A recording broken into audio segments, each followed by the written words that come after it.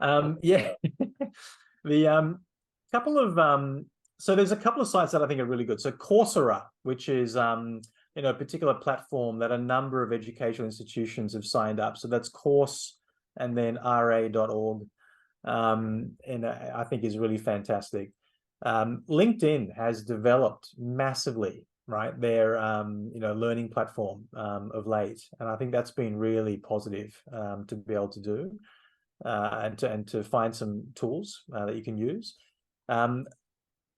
I find with platforms like Udemy and so forth that they're not really so great on sort of deeper learning. I find that to be a bit of a challenge.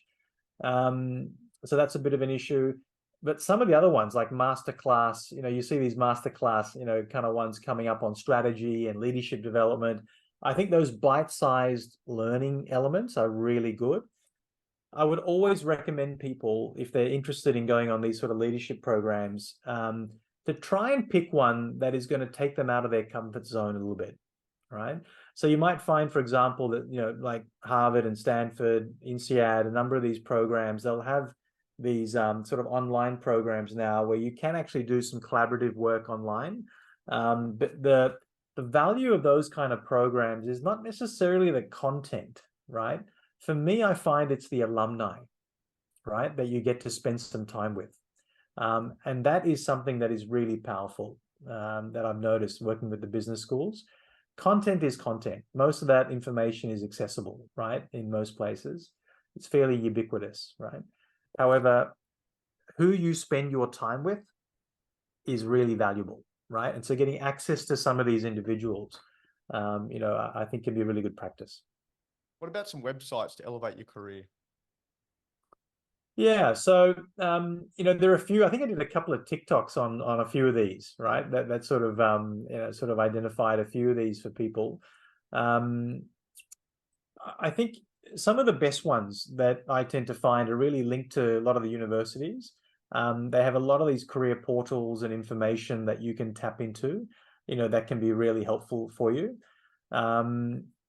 There's one called ONET, right, which is really quite good. ONET actually provides you with, particularly if you're thinking about what kind of jobs would I be interested in, what kind of areas are interesting and relevant. You can actually type a whole bunch of different characteristics of, job descriptions and things that you're interested in, and it can actually spit out for you the jobs that are the most similar, right, to that. So it can help you in terms of trying to align, the kinds of jobs by the nature of the work you do, and maybe even looking at the kinds of industries, right, that align to that. I would always suggest get a career coach, right? They have tools and techniques. I'm not trying to sell myself, but there are reasons why career coaches exist.